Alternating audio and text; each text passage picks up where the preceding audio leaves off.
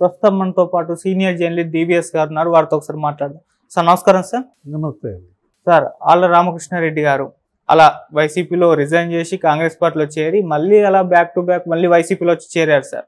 అయితే ఎందుకు వచ్చి అలా రిజైన్ చేశారు, ఎందుకు అక్కడ చేరారు, మళ్ళీ అక్కడ నుంచి ఎందుకు రివర్స్ వైసీపీలోకి వచ్చారు అనేది ఒక పెద్ద క్వశ్చన్ మార్క్. అయితే కొంతమంది వర్షన్స్ ఏం వినపడుతున్నాయంటే దీన్ని జగన్మోహన్ రెడ్డి గారే కావాలని ఆళ్ల రామకృష్ణారెడ్డి గారిని షర్మిల దగ్గరికి పంపించి అక్కడ ఏం జరుగుతుందో తెలుసుకొని రివర్స్ వచ్చేయమన్నట్టు చెప్తున్నారు సార్. మరి ఏం గమనించారు ఆళ్ల రామకృష్ణారెడ్డి గారు అక్కడికి వెళ్ళి? అంటే జగన్ కోవర్టుగా షర్మిల వైపు వెళ్ళాడు ఆళ్ల రామకృష్ణారెడ్డి, మళ్ళా వెనక్కి వచ్చాడు. అనా? అవును, అంతే కదా. అంతే సార్. అంటే ఇప్పుడు షర్మిల కోవర్ట్ అన్నమాట.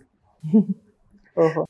ఇప్పుడు జగన్ షర్మిల దగ్గర ఏం జరుగుతుందో చూసి విని చెప్పడానికి వెళ్ళాడు జగన్ పనుపున అంటున్నారు కదా. ఇప్పుడు షర్మిల చెప్పిందేమో ఏమని, అక్కడికి వెళ్ళి అన్న దగ్గర ఉండి జగన్ దగ్గర ఏం జరుగుతుందో అదంతా కూడా Alla Ramakrishna Reddy minute to minute report చేస్తాడా షర్మిలకి? అంటే నువ్వు అనేది ఏంటి, ఆళ్ల రామకృష్ణారెడ్డి ఎవరి కోవర్ట్ అండి అని అడుగుతున్నావు. జగన్ కోవర్టా, షర్మిల కోవర్టా, లోకేష్ కోవర్టా? అంటే ఇప్పుడు ఎలా చూడాలి మనం? ఆళ్ల రామకృష్ణారెడ్డి, జగన్మోహన్ రెడ్డి, షర్మిల ఇవన్నీ ఒక తానులో గుడ్డలే.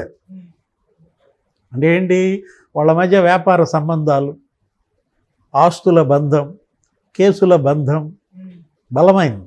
భారతీయ సిమెంట్ కన్నా బలమైంది. ఏంటి ఆ బంధం అన్నమాట.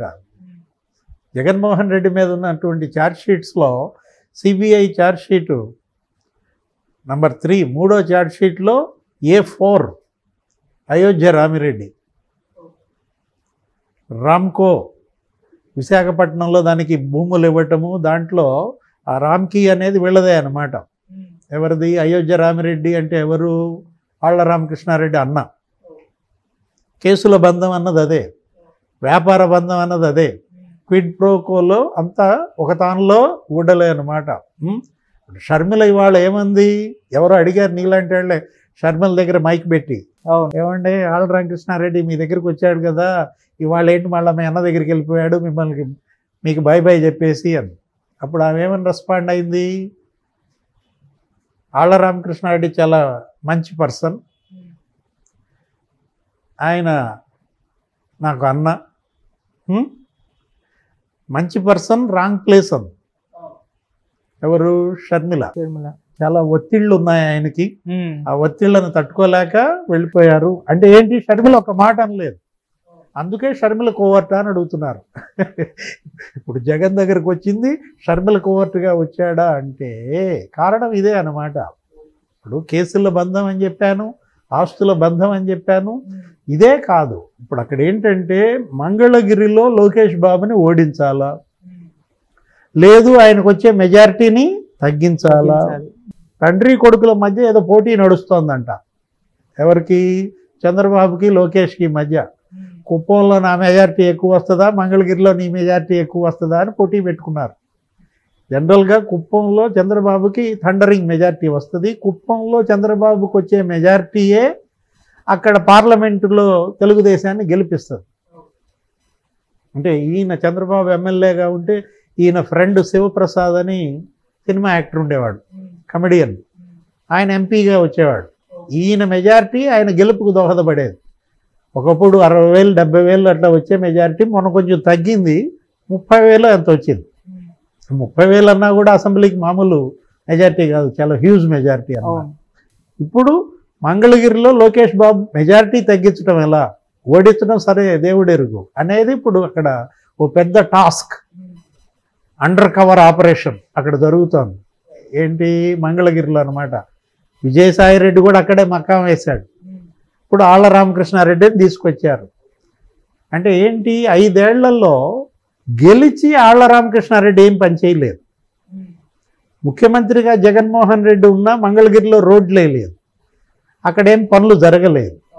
ఆళ్ల రామకృష్ణారెడ్డి తిట్టాడు, బయటికి వెళ్ళి షర్మిల దగ్గరికి వెళ్ళి ఏమని తిట్టాడు, 1200 కోట్లు నేను నిధులు అడిగా మంగళగిరి అభివృద్ధికి, 120 కోట్లు ఇవ్వలేదు, నేనే నా సొంత డబ్బులతో చేయించాను, అప్పులు చేశాను, ఆ బిల్లులు 8 కోట్లు నేను కట్టాను, జగన్మోహన్ రెడ్డిని నమ్ముకుని నాశనమయ్యాను, అసలు 3 రాజధానులు చేయటం నాకు ఇష్టం లేదు, అమరావతిని చంపటం నాకు ఇష్టం లేదు, ఇట్లా మాట్లాడాడు. ఎవరు? ఆళ్ల రామకృష్ణారెడ్డి. ఆ రోజు బయటికి వెళ్ళిపోయి షర్మిల దగ్గర ఉండి మనం విన్నాం. ఆ ఫోటోలు కూడా తీసేశాడు కదా, ఆఫీసులో జగన్ ఫోటోలన్నీ కూడా తీసేశాడు. మళ్ళీ అప్పుడు పెట్టుంటాడు. ఏది? వాళ్ళ అన్నయ్య తీసుకెళ్ళి మరి జగన్ కోర్టులో హాజరుపరిచిన తర్వాత మళ్ళీ ఫోటోలు వచ్చుంటాయి. ఇప్పుడు ఏంటంటే విజయసాయి రెడ్డి, ఆళ్ల రామకృష్ణారెడ్డి, అయోధ్య రామిరెడ్డి, జగన్మోహన్ రెడ్డి వీళ్ళందరూ కలిసి ఇప్పుడు అక్కడ లోకేష్ను ఓడించాలనో లేకపోతే మెజారిటీ తగ్గించాలనో. అతను ఓడిపోయినా లోకేష్ బాబు ఏం చేశాడంటే ఈ 5 ఏళ్లలో మంగళగిరిలో ఇంటింటికి కనెక్ట్ అయ్యాడు. ఏ ఇంట్లో, ఏ బీసీ, ఎస్సీ, ఎస్టీ పేదోళ్ళ ఇళ్లలో ఏ ఇంట్లో పెళ్లి జరిగినా లోకేష్ గిఫ్ట్ వెళ్తుంది, ఏదో చీర సారే ఏదో పంపించటం. అట్లాగే ఆరోగ్య రథాలు, ఒక 5-6 అంబులెన్సులు అక్కడ నీకు ఇంటింటికి వైద్య సేవలు, 5-6 వాటర్ ప్లాంట్స్, ఇంటింటికి ఉచిత మంచినీరు, ఏదో అక్కడక్కడ 2-3 చోట్ల గ్రావెల్తో రోడ్లు కూడా వేయించాడంట. అంతే, సొంత డబ్బులతో వాళ్ళ ట్రస్ట్ ద్వారా. వాళ్ళ భార్య బ్రాహ్మణం లేకపోతే తల్లి భువనేశ్వరి, వాళ్ళకు ట్రస్ట్ ఉంటుంది, ఎన్టీఆర్ మోడల్, ఆ ట్రస్ట్ ద్వారా. ఇలా అతను ప్రతిపక్షంలో ఉండి కూడా అక్కడేంటి ఇంటింటికి కనెక్ట్ అయ్యాడు. ఎవరు? లోకేష్ బాబు. దాన్ని నర్చరింగ్ అలా పోషించుకుంటూ వచ్చిన దీంట్లో ఇవాళ నేను చెప్పానే, ఇద్దరి మధ్య పోటీ నడుస్తుంది, తండ్రి కొడుకుల మధ్య, నీ మెజార్టీ ఎక్కువ నా మెజార్టీ ఎక్కువ అనే దీంట్లో విజయసాయి రెడ్డి, ఇప్పుడు అయోధ్య రామిరెడ్డి, జగన్మోహన్ రెడ్డి, ఆళ్ల రామకృష్ణారెడ్డి వీళ్ళంతా కూడా మరి ఏం చేస్తారో చూడాలి. అవును. ఇప్పుడు ఇవాళ జగన్మోహన్ రెడ్డికి గుంటూరులో పార్లమెంటుకి పోటీ చేయడానికి అభ్యర్థులు లేరు. మోదుగుల వేణుగోపాల్ రెడ్డి పోయినసారి కంటెస్ట్ చేసి ఓడిపోయాడు. గల్లా జయదేవ్ తెలుగుదేశం ఎంపీ, ఆయన పైన మోదుగుల వేణుగోపాల్ రెడ్డిని మళ్ళీ నువ్వే కంటెస్ట్ చేయి అని అడిగారు. నా వల్ల కాదు, నువ్వు వద్దు, నీ టికెట్ వద్దు అని అతను కాడి కింద పడేశాడు. ఎవరా మోదుగుల వేణుగోపాల్ రెడ్డి? ఈ అయోధ్య రామిరెడ్డికి బావమరిది. అంటే ఇదంతా ఒక తానులో గుడ్డలే, ఇవన్నీ కూడా రామ్కోనా ఏదో చెప్పా కదా, దానికి ఈడీ డైరెక్టర్స్ అలా ఉంటారు వీళ్ళంతా కూడా.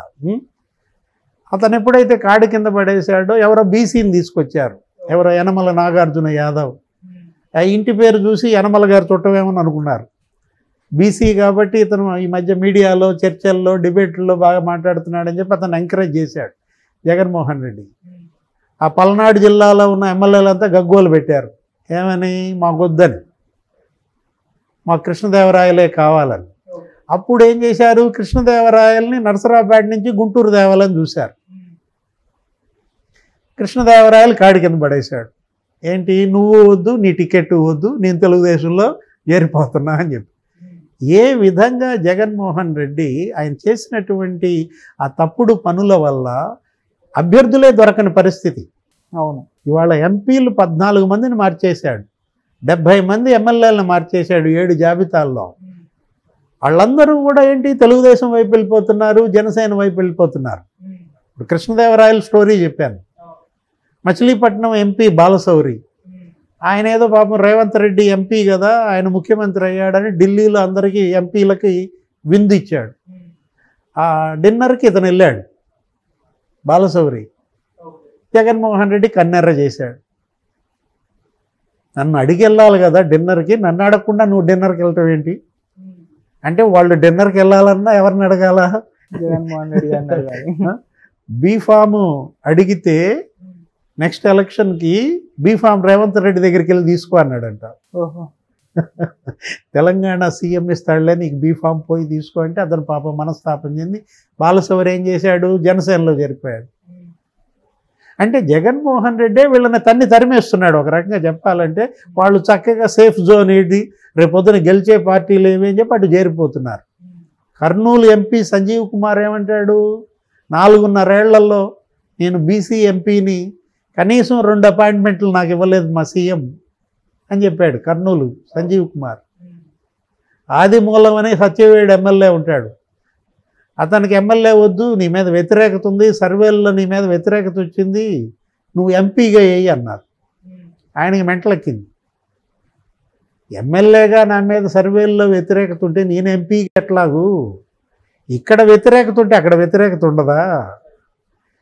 అతనేంటి అర్థమైపోయి నాకు నీ ఎంపీ పోస్ట్ వద్దు, నువ్వు వద్దని అతను లోకేష్ చంద్రబాబుని కలిశాడు. ఇట్లా జగన్మోహన్ రెడ్డి ఏం చేశాడు, ఇవాళ అభ్యర్థులే దొరకని పరిస్థితి. గుంటూరుకి పార్లమెంట్కి అభ్యర్థులు లేకపోయేసరికి ఏం చేశాడు, మోదుగుల వేణుగోపాల్ రెడ్డి అయినన్నాడు. అందుకని ఆళ్ల రామకృష్ణారెడ్డి ఇప్పుడు అక్కడ ఎంపీ క్యాండిడేట్ అనమాట. ఓహో, ఎంపీగా, గుంటూరు ఎంపీగా ఆళ్ల రామకృష్ణారెడ్డిని పోటీ చేయించమని అయోధ్య రామిరెడ్డి ద్వారా రాయబారం. మరి ఆళ్ల రామకృష్ణారెడ్డి ఎంత మేరకు కంటెస్ట్ చేస్తాడో చూడాలి.